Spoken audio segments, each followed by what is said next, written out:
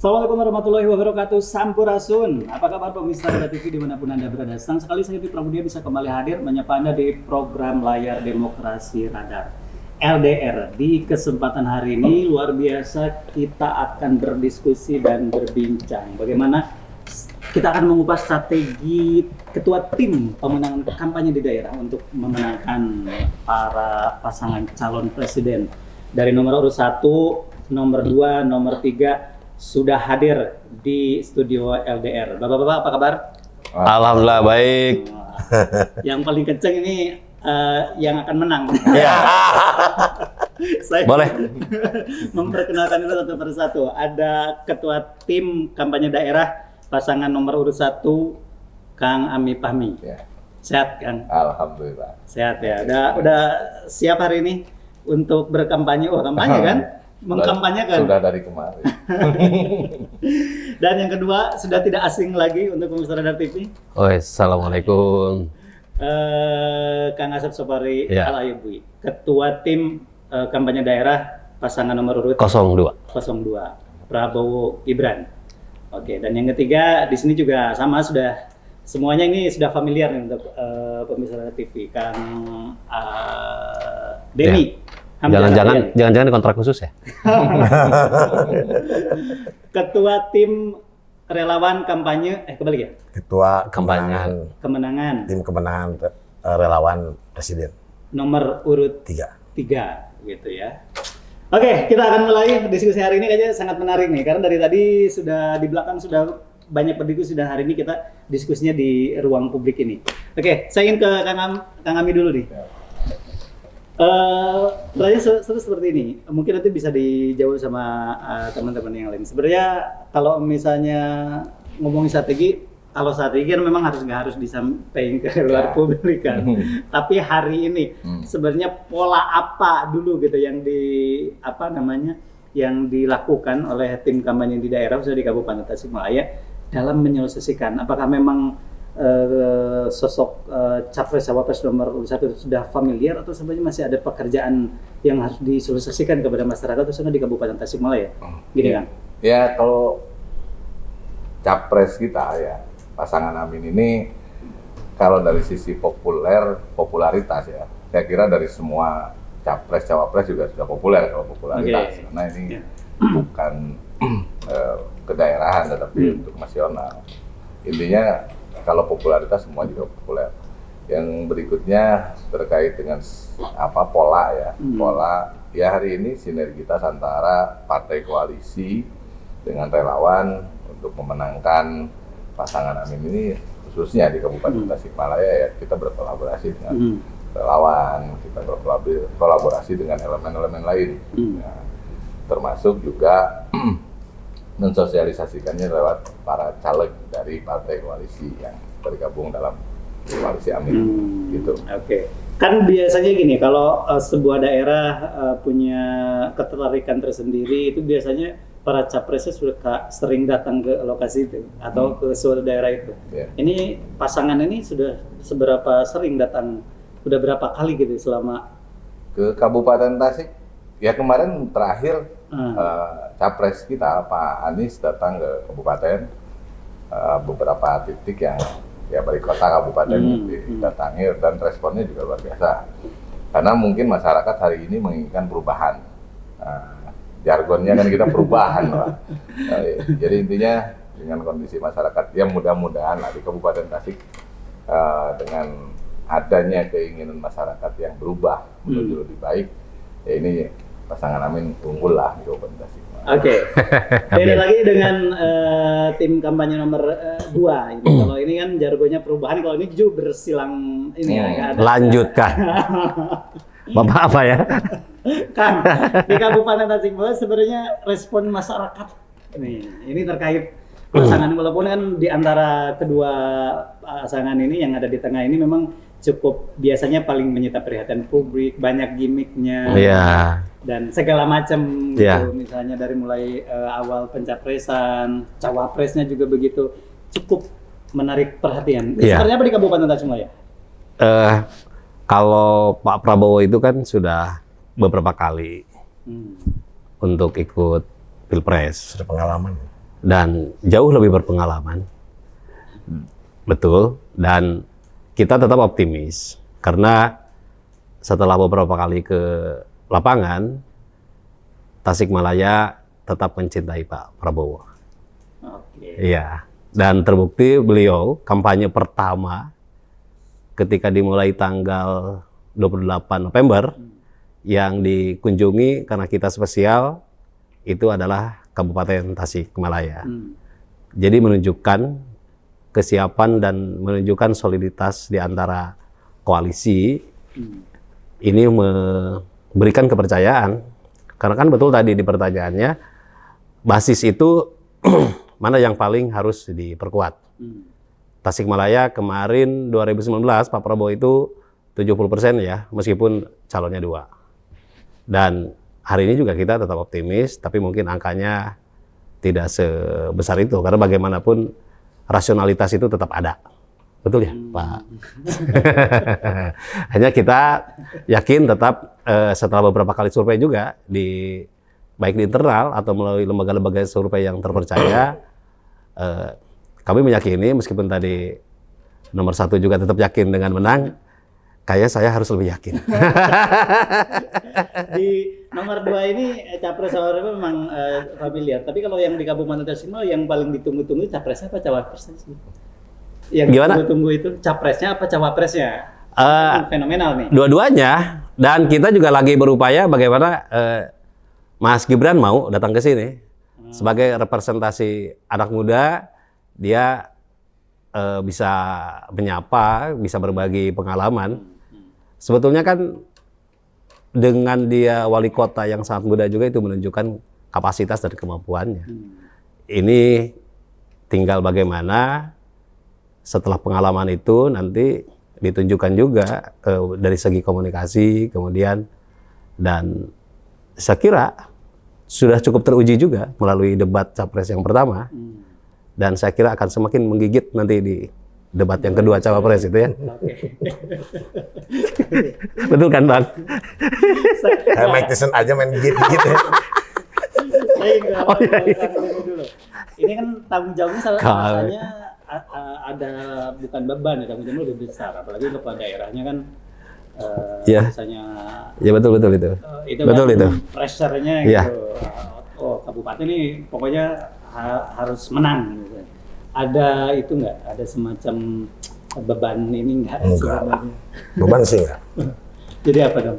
Tekanan?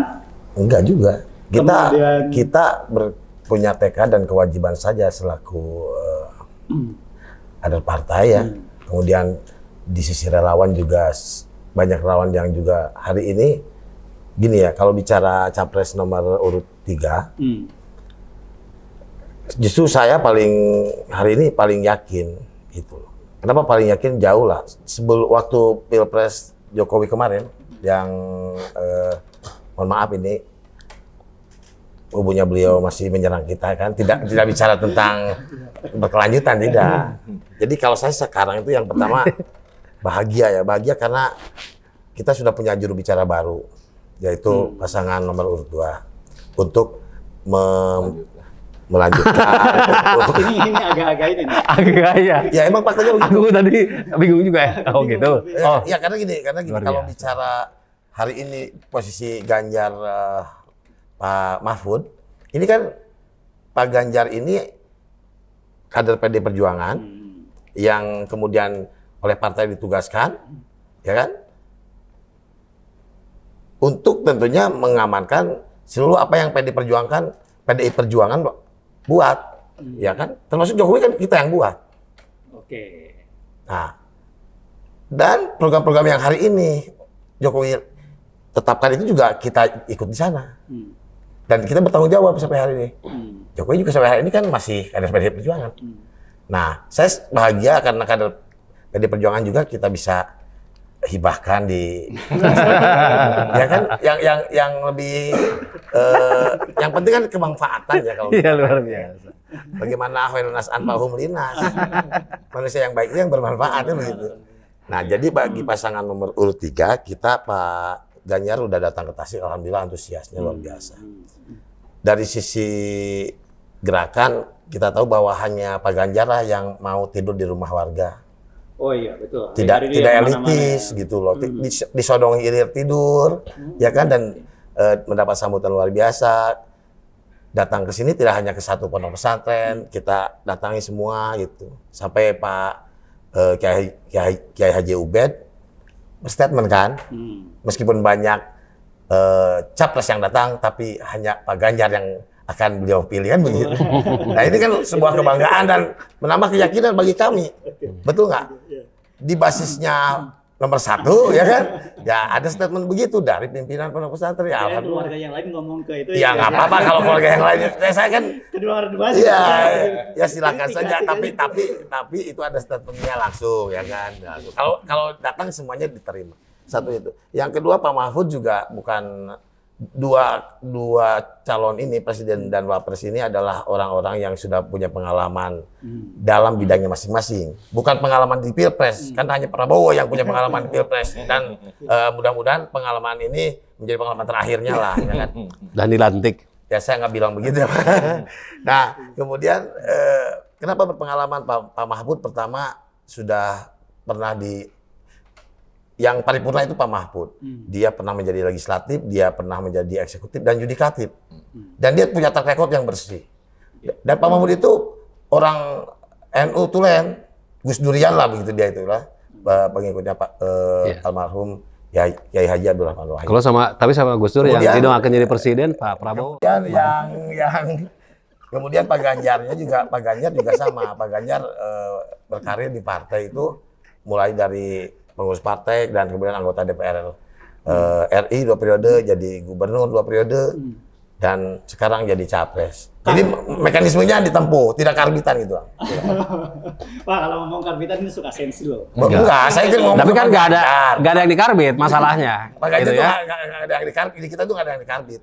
Nah, kalau menyosialisasikan Ganjar Mahfud ini, apa sih program yang ke masyarakat itu yang paling utama gitu supaya mereka, wah ini programnya bagus gitu. Apa yang Gini, kalau Bu Ketua Umum bilang itu bagi PDI Perjuangan kebanggaan bagi kami itu, bagi kita, bukan ketika berdekatan dengan kekuasaan, tapi ketika bisa menangis dan bersama-sama dengan rakyat, menangis dan tertawa bersama rakyat. Nah itu kata kuncinya.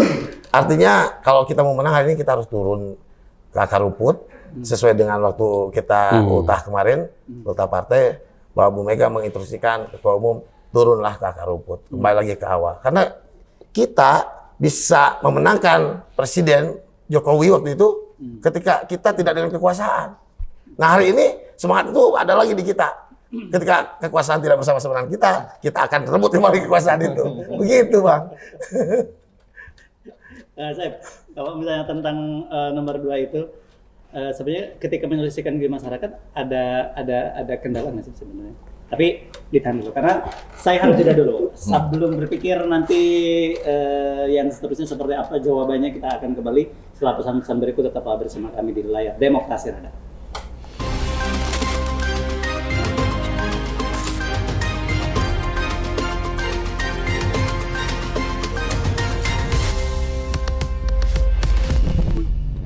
Terima kasih Anda masih bersama kami di layar Demokrasi Radar. Kita meneruskan tadi ke Kang Asep terkait dengan kalau sedang turun ke masyarakat menyelesaikan Prabowo Gibran, apa sih yang dijual itu?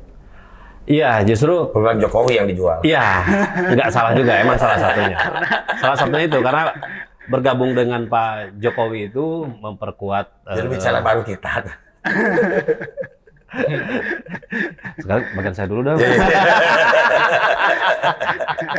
Udah saya terima kok. Jadi ya mau tidak mau kita kan sudah menjadi bagian dari pemerintah. Bagaimanapun dengan Pak Prabowo hari ini nyapres gitu ya, dan berpasangan dengan Mas Gibran, itu menunjukkan semakin memperkuat eksistensi. Selain juga punya basis yang sangat real, kita juga bisa berkontribusi secara nyata terhadap pembangunan di tengah-tengah masyarakat. Nah, jadi sebetulnya bisa double point lah kira-kira di situ.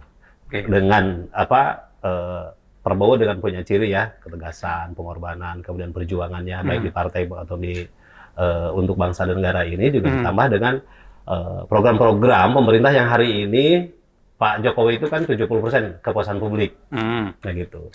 Dan meskipun dikritik sama nomor 1, kenyataannya kan PKB juga masih bagian dari pemerintah Pak Jokowi kan. Jadi sebetulnya apapun partainya kayaknya Pak Jokowi udah tetap ini kan. Jadi saya meyakini. Tapi Pak Jokowi nggak nyalon ya kan? Diwakili. Jadi saya tetap meyakini ini menjadi keunggulan tersendiri di Kabupaten Tasikmalaya, dan ketika tadi ada pertanyaan kendala dan sebagainya, insya Allah kita di lapangan lancar-lancar saja. Kalau cawapres mudanya ini udah berkreasi belum sih sebenarnya? Apa nggak mau? Apa? Bukan nggak mau, tapi menunggu jadwal aja, menunggu giliran. Okay. Tapi saya kira Tidak masuk list prioritas kayaknya. Nah, karena kita itu udah yang mau saya tanya. dengan ada Pak Prabowo, saya kira juga kita sudah cukup merasa terwakili lah, kerinduan gitu ya, kerinduan masyarakat Kabupaten Tasikmalaya terhadap sosok capres kita gitu kan. Oke. Iya. Dirindukan berarti. Tapi Sangat. kalau ngomongin soal cawapres muda aja, ini kan sebenarnya selalu yang dimunculkan dan sebagai sebuah kekuatan. Kalau di Kabupaten Tasikmalaya, bener nggak sih masyarakat muda, pemilih pemuda butuh itu gitu, atau mewakili gitu, mereka yang muda-muda ini dengan adanya cawapres muda ini? Iya. Dipotretnya seperti apa? Saya kemarin ketika membuat acara dari TKD Jabar ya, perwakilan anak mudanya, dan saya kira sangat antusias juga dari kawan-kawan ini. Dan mungkin tidak semuanya terwakili. Tapi kan yang pasti setiap generasi itu juga ada yang mewakilinya. Dan ini karena emang ada jeda ada gap usia yang agak jauh, yang kalau Pak Prabowo kan senior, kemudian ini juga mewakili mudanya, justru pasangan kita yang paling komplit. Jadi tidak senior-senior gitu kan. Jadi ada senior juniornya lah kira-kira begitu. Jadi tawarannya cukup menarik lah. Gitu. Kalau Ini apa nih? justru gini Kak, menurut saya juga sedikit kurang sepakat. Hari ini masyarakat harus dicerdaskan, ya kan? Harus diberikan satu pendidikan politik, pemahaman bahwa Pilpres ini memilih pemimpin, ya.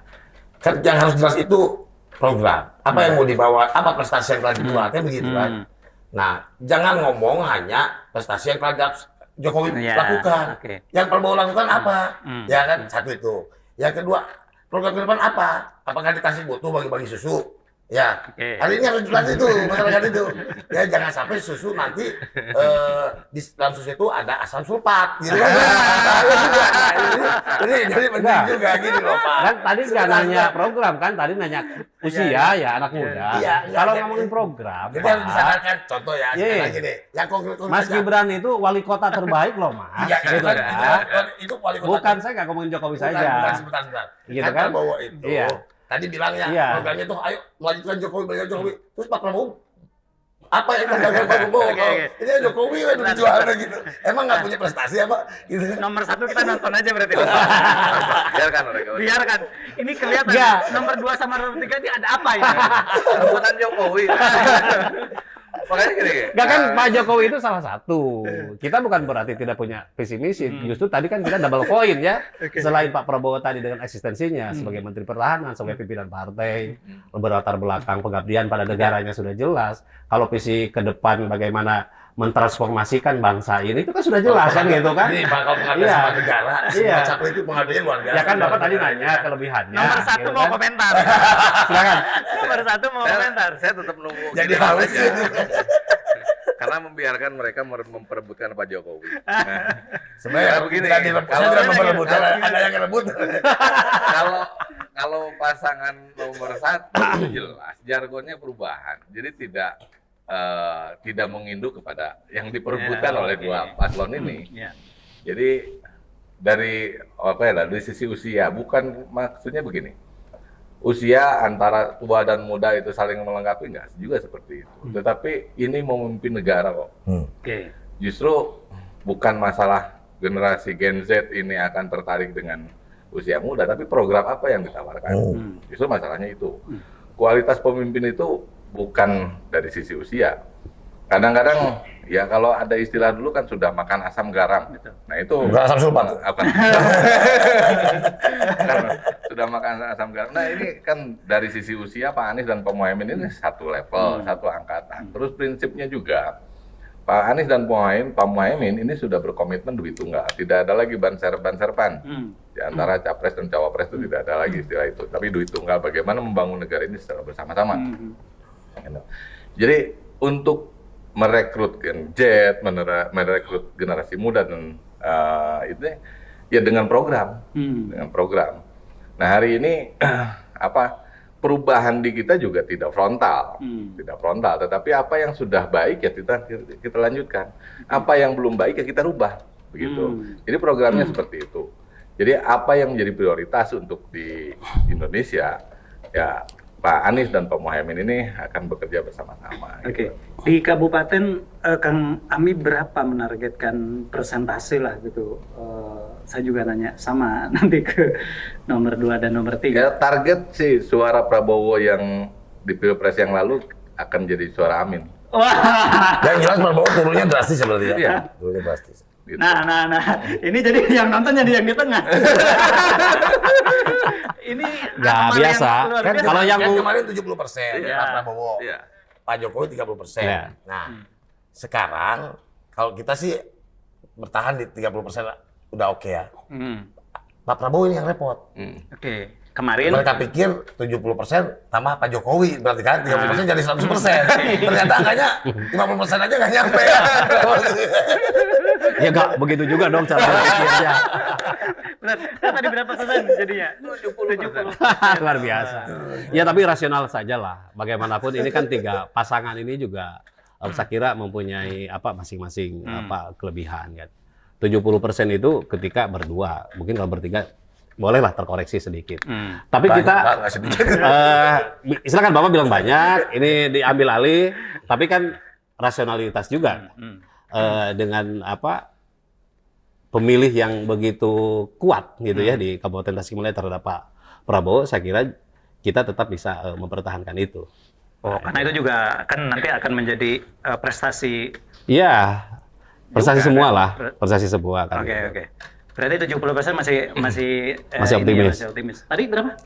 Nomor 3? Nggak mungkin 70%, yakin saya. Taruhan sekarang ini. Pasti angkanya di timnya beliau itu nanti Tasik anjlok Pak Amin yang banyak itu. Ya tapi kan tidak bisa diperkirakan kan harus berdasarkan jebloknya ke berapa? Setengahnya pasti jeblok itu. Itu terlalu underestimate itu. Ya.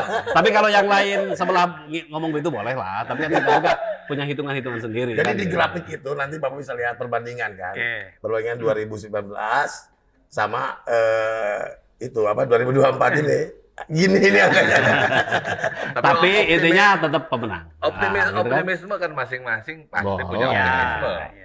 Dan ini kan kita ketua tim lah semua, jadi pasti punya strategi bagaimana capaian target yang maksimal gitu. Ini lucu gitu. Jadi Ngancam-ngancam Pak, tolong ini. Jadi kalau Ketika ini turun diganti ke ini apa? Guma atau ke 1? Nggak, saya sih ngambil yang dari dua-duanya aja. Ini yang menarik. Sekarang itu kan muncul ya itu tadi ya. Kalau 2 dan 3 ini memang agak-agak sensi gitu. Dia tadi yang nonton nomor 1. Kalau sekarang juga ini yang akan jadi penonton nomor 2 karena nomor 1 dan nomor 3 itu sudah muncul. Enggak, karena biasanya kalau yang unggul itu biasa banyak yang memperhatikan kan gitu ya gitu. Jadi mereka itu berkolaborasi karena bagaimana caranya jangan terlalu unggul Pak Prabowo lah kita kalau gitu. Munculnya kolaborasi antara 2 dan 3 dan 1 itu apa sih? Jadi gini, sebenarnya bukan munculnya kolaborasi, lebih kepada kesadaran akan kondisi kekinian ya. Hari ini kan mungkin kita dari nomor 3 kemudian dari nomor 1 juga melihat ini sepertinya ada sebuah upaya-upaya yang sedikit merusak tatanan, ya kan, tatanan demokrasi lah pada akhirnya. Karena ini kan urusan demokrasi ini menjadi sebuah prinsip dalam bernegara, ya kan. Ketika kita bernegara, kemudian prinsip-prinsip demokrasinya kemudian dicederai, ya di awal kan sudah kelihatan bahwa demokrasi itu sudah cedera. Nah, sehingga Kalau demokrasi cedera menghasilkan pemimpin yang cedera. Ketika pemimpinnya cedera, bagaimana negara ini bisa baik-baik? Itulah. Maka kesadaran kita terhadap bernegara ini harus baik, ya kan? Maka muncullah komunikasi itu. Sebenarnya begitu, tidak pada ketakutan akan kekuasaan. Enggak. Jadi khawatir demokrasi ini akan terbelenggu. Itu kan khawatir, atau itu kan asumsi juga kan tidak bisa. Sebetulnya kan harus ada fakta-fakta juga. Oh iya dong, faktanya ada ya Pak ya. Faktanya ada kita. Ketika berbicara itu, jadi faktanya kita bisa buktikan. Dan masyarakat sudah tahu faktanya. Iya. Masyarakat sudah tahu kan faktanya. Iya. Dari mulai MK itu udah fakta kok. Iya. Dan itu juga udah sebuah keputusan ya, tidak bisa Dan menjadi betul keputusan asumsi lain, kemudian kan? diputuskan Iya. juga oleh Majelis Kehormatan MK bahwa itu adalah tidak etik. Jadi itu keputusan juga. yang tidak etik itu bukan keputusannya. Yang tidak etik itu Hasil adalah keputusannya. informasi sudah keluar sebelum keputusan, sebelum diumumkan sudah ke publik. Oke lah, itu bagian yang di atas. Tapi asumsi mencederai demokrasi, asumsi ada gerakan-gerakan kecurangan segala macam, ya? Saya kira buktikan saja kan Jadi gitu. contoh gitu ya, saya contoh kemarin Iya. di acara di Cipatuja. Itu Iya. sudah terlihat. Kemudian ada tim dari nomor 2 kemudian ngumpul-ngumpul masuk di acaranya perangkat desa, ngumpulin kepala desa, Sudah kemudian kampanye terang-terangan. menjanjikan, menyuruh, mengajak aparat desa untuk melakukan canvassing, akan menjanjikan umroh. Itu kan fakta. Saya ada buktinya kok. Dan saya sudah laporkan di Bawaslu itu. Nanti kita konfirmasi ke seperti apa. Saha eta gitu kan. Yang pasti bukan saya. Bukan Bapak ada. Punya satu segmen lagi untuk membahas keributan ini. Kita akan kembali setelah pesan-pesan berikut, tetaplah di LDR.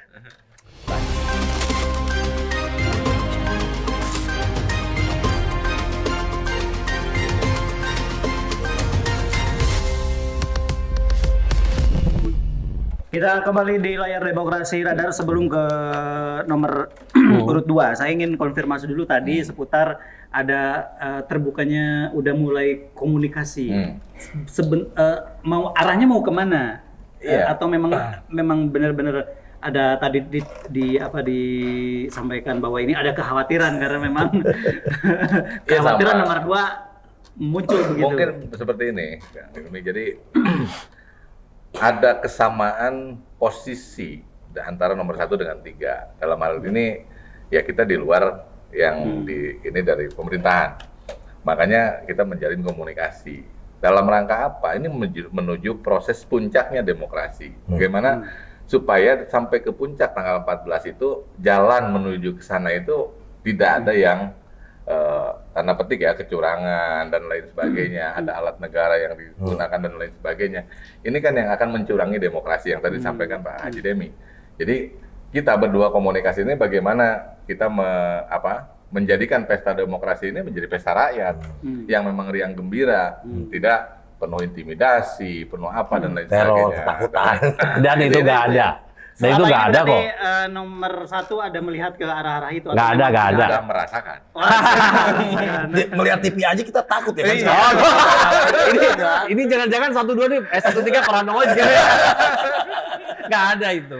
Dan saya kira dengan teknologi, dengan medsos semua, mudah sekali diketemukan hal-hal seperti itu. Jadi nggak usah khawatir lah Bapak-Bapak gitu kan itu ya. Ya enggak, kita Ini faktanya ya, bentuk kewaspadaan. Nah, boleh. Nah, kalau bentuk kewaspadaan boleh. kewaspadaan. Kita lihat sekarang di televisi, kita lihat di daerah-daerah lain ya kan. Banyak terjadi juga ada. Jujur, kita melihat ada relawan kita meninggal. Itu kan fakta. Oke ya. Di mana? Kemudian itu yang di Boyolali. Enggak meninggal ah. Iya. Enggak meninggal. Terus yang Gitu kan. kedua ada pernyataan dari Mendagri bahwa hati-hati calon presiden bisa terbunuh. Ya. Itu kan kita khawatir dong. Iya. Calon Apalagi presiden siapa? kan nomor 1 sampai merasakan ancaman itu. Ya. Nah, ini indikasi. Jadi kalau kami Tapi memang ya, indikasinya kami memang ini ke ya. luar- Selamat Sabar. Kalau yang teratas yang unggul itu selalu begitu, tenang aja. Kalau kami khawatir, Pak Ami khawatir, saya khawatir akan hal-hal yang tadi mencederai demokrasi atau bahkan muncul kembali Orde Baru. Ini yang bahaya. Nah ini yang kita sedang bicarakan. Dugaan-dugaan itu gimana? Langsung mengarah ke nomor 2? Enggak juga. Enggak juga sih, cuman khawatir aja. Gitu Enggak. Kita juga positive thinking lah sama teman-teman. Yang pasti hari ini kita tetap percaya kepada aparat penegak hukum ya, baik kepolisian, TNI, tetap mengawal demokrasi dan kenetralitasannya. Sebab kalau mereka berlaku hari ini apa yang dirasakan atau dicuragi teman-teman, saya kira sudah terjadi chaos di beberapa daerah. Buktinya kan hari ini tetap kita aman-aman dan terjaga dengan baik. Nah, saya kira boleh juga sih khawatir atau apa segala, tapi jangan berlebihan juga, kan kira-kira begitu. Soal tadi ada yang sengaja, ya itu di luar kendali kita, Pak. Itu kan yang kampanye, yang menyelenggarakannya siapa, bukan by design, yang datangnya juga siapa, ya itu juga di luar rentang kendali kami yang ada di Kabupaten Tasikmalaya, yang diceritain Pak yang tadi ya, gitu kan. Ya silakan aja kalau itu dianggap sesuatu yang melanggar, ada proses yang berjalan di kita. Kalau saya menambahkan, bukan aparat penegak hukum ya yang saya komentar, tapi aparatur negara. Jadi bukan yang itu aparatur negara. Tadi mobilisasi kepala desa dan lain sebagainya yang memang itu. Makanya kenapa sekarang ada yang menggaungkan netralitas ASN, netralitas dan terus-terusan harus netral. Kenapa itu digaungkan? Karena indikasinya banyak. Jadi indikasi untuk mencederai proses demokrasi ini banyak. Kenapa kita berkomunikasi? Yaitu karena ada indikasi-indikasi ke sana. Kan kita menginginkan pesta demokrasi ini untuk rakyat, supaya rakyat yang gembira. Tetapi indikasi-indikasi ke arah yang tadi Pak Haji Demi sampaikan, ini ada menggerakkan aparatur negara dan lain sebagainya. Sehingga kenapa sekarang bergaunglah suara-suara, tolong netralitas dan terus netralitas itu dijaga. Nah itu mungkin ini betul sepakat. Jadi bukan ke sepakat saja kita masalah. Dan bakal ini salamannya. Kalau yang itu saya juga sepakat. Jadi bukan urusan. Kalau urusan netralitas saya sepakat. Bukan TNI Polri, bukan TNI Polri. Urusan keamanan kami percaya ya. Urusan keamanan percaya TNI Polri bisa. Tapi ini urusan konsolidasi aparatur negara ya. Bawaslu ini harus merespon cepat gitu loh, yang hal-hal yang begitu. Kasus-kasus kepala desa yang di Tasik aja diundang khusus, dibawa ke satu daerah, dikumpulkan, ya kan? Oleh siapa? Oleh tim dari pasangan nomor 2, kemudian ada di sana, ada buktinya di kami semua. Nah, ini ya direspon dong yang begini-begini. Kita saja di Kabupaten Tasik tidak berani melakukan bupati kampanye Pak Ganjar, itu nggak pernah kita. Ya, karena kita tahu bahwa ini mencederai demokrasi. Nah, kalau dari penyelenggara pengawasan di Bawaslu merespon itu gimana respon mereka? Apakah karena ini kan juga ya isu-isu sumbangnya ya, misalnya udah dikondisikan segala macam. Mereka merespon laporan-laporan itu? Sampai saat ini kami melihat direspon ya, diproses ya. Kemudian tentu kita memberikan ruang kepada mereka untuk melakukan upaya penegakan undang-undang pemilu dengan dasar hukum yang ada itu aja. Kita coba, kita memberi ruang dan kita percaya coba. Cuman tolong jangan sampai ada intervensi apa-apa lah dari pihak lain lah gitu ya. Untuk urusan netralitas, saya kira kami dari pasangan nomor 2 juga sepakat untuk aparatur ya. Karena itulah ruhnya demokrasi ketika semua berjalan dengan sesuai koridor. Kalaupun hari ini ada pertemuan-pertemuan semacam itu, mungkin ya kacamata saya yang ada di daerah juga kan tidak dilibatkan. Nah gitu. Kalaupun ada ya yang mendesainnya juga kita tidak tahu. Terus terang saya pura-pura tidak tahu gitu ya. Jadi saya tidak tahu. Dia tahu tapi dia nggak diajak-ajak. Karena mungkin gitu ya, itu kan jangan-jangan juga bagian dari strategi. Saya juga tidak tahu ya kalaupun iya. Tapi saya tetap berprinsip hari ini sama dengan kawan-kawan. Kalaupun yang salaman tetap berdua terus sebenarnya, tapi tetap ini sama. Sepakat untuk netralitas gitu ya, gitu kan. Soal itu, ya kita tetap untuk di Kabupaten Tasikmalaya, saya kira tetap kita sepakat hal itu. Karena nanti supaya menghindari hal-hal yang keberpihakan itu menjadi mencederai dan menjadi sesuatu hal yang tidak mendidik terhadap proses demokrasi di kita. Oke, Itu tapi saja. berat nggak sih kalau ada misalnya ada tadi tuh ya tanda kutip beban ketika nomor 2 ini memang banyak disorot kan dari Iya. mulai prosesnya, kemudian ketika menyelesaikan ke masyarakat ada riak-riak Mas, nggak sih? kalau orang yang dalam posisi unggul, emang harus siap untuk disorot. Seperti pohon kelapa, Semakin semakin tinggi, anginnya semakin kencang. Nah, kira udah gitu aja filosofinya. Sepakat ya Pak kalau yang itu? Nggak semangat unggul gitu. Jadi nggak salah mah. Oke, Ya. terakhir karena waktunya sudah habis.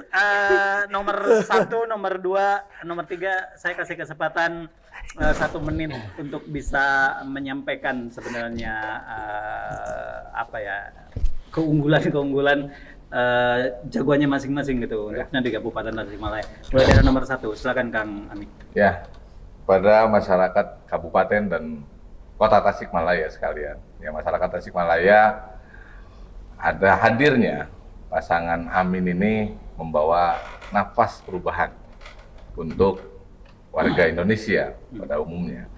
Ya, hari ini mari kita satukan tekad bagaimana perubahan ini juga bisa terjadi di Tasikmalaya, bisa membawa angin yang segar untuk kemudian ada perubahan yang lebih baik untuk masyarakat, khusus di Kabupaten dan Kota Tasikmalaya, umumnya untuk Indonesia. Dengan pasangan Amin ini, ya kita optimis bahwa pembangunan dari desa dengan wacana program yang akan digulirkan yaitu menaikkan dana desa sebesar 5 miliar per desa, itu kan pembangunan dari daerah dulu menuju kota, bukan dari kota menuju ke daerah. Itu mungkin. Siap. Terima kasih. Mangga silakan nomor 2. Iya. Dengan hadirnya pasangan nomor 2 Prabowo Gibran di Kabupaten Tasikmalaya, itu menunjukkan semangat yang terus berkelanjutan. Bahwa kita tetap akan melanjutkan hal-hal yang baik dan tentunya menyempurnakan yang masih perlu diperbaiki. Karena bernegara ini adalah estafeta kepemimpinan yang tidak boleh terputus. Boleh saja menggaungkan perubahan, tetapi ingat bahwa berkesinambungan itu jauh lebih baik. Saya kira dengan tampilnya Pak Prabowo dan Gibran di calon presiden 2024, kita ingin mentransformasikan Indonesia ini menjadi lebih baik, lebih berkemajuan, dan tetap menjaga nilai-nilai keindonesiaan. Tadi mungkin disinggung mengenai program anak muda, ya hari ini dengan passionnya, generasi ini juga harus ada yang mewakili, dan Gibran menjadi wakil anak muda di Capres 2024. Nomor 3 silakan. Assalamualaikum warahmatullahi wabarakatuh. Pasangan Ganjar Mahfud adalah pasangan yang punya pengalaman. Kemudian ini bukan urusan Ganjar Mahfud saja, tapi ini adalah urusan negara kita, urusan Indonesia. Ganjar Mahfud akan memberikan sebuah layanan yang sangat fleksibel terhadap masyarakat dengan kartu KTP Sakti, yaitu tidak lagi ada kartu-kartu yang lain, semua cukup dalam satu KTP untuk bisa melayani masyarakat, baik itu kesehatan, pendidikan, sosial, dan administrasi kependudukan. Kemudian kita juga akan berikan pendapatan khusus yang terjamin kepada para guru madrasah di seluruh Indonesia, ya, yang hari ini nasibnya kemudian kesejahteraannya belum bisa kita perjuangkan dengan baik. Kemudian kita akan berikan juga beasiswa khusus kepada anak-anak TNI Polri, ya, agar bisa menjadi sarjana-sarjana, kemudian bisa mendapatkan pendidikan yang lebih baik, juga satu keluarga satu sarjana menjadi program unggulan kita. Terima kasih. Baik. Salaman dulu dong. Ketiga-tiga sekarang salaman. Inilah menjadi akhir dari diskusi kita yang luar biasa hari ini. Ya, meskipun cukup menghaman, tapi mereka semuanya bersahabat dan sama-sama untuk demokrasi Indonesia yang lebih baik. Saya Mitra Mulia mewakili rekan-rekan yang bertugas pamit. Terima kasih atas kebersamaannya. Assalamualaikum warahmatullahi wabarakatuh. Sampai jumpa. Warahmatullahi wabarakatuh.